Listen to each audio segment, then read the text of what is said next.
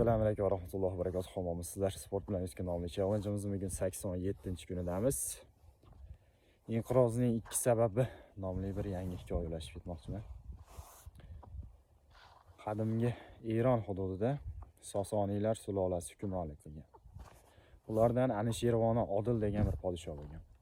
Uni dono va oqil bir Buzurg Mehr degan vaziri bo'lgan. Shu insondan, ya'ni Buzurg Mehrdan so'rabdilar. Sen bir vaqtlar Sosoniylardan Anishirvona Odilning oqil vaziri bo'lgansan. Hozir ham sendan haqiqatgo'y va dono kishini topish qiyin, ya'ni topib bo'lmaydi. Aytchi, Sosoniylar davlati nima sababdan inqirozga uchradi debdilar. Buning 2 sababi bor, debdi Buzurg Mehr.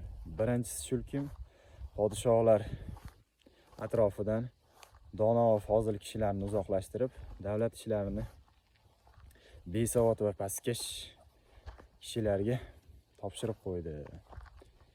Ikkinchisi, ko'pincha hokimiyat balog'ati yetmagan bolalar va ayollarning qo'lida bo'ldi deya javob bergan ekan.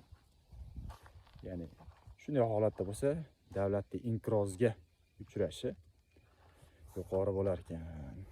Shunaqa. Shuni ulashib berganim. Assalomu alaykum va rahmatullohi va barakatuh.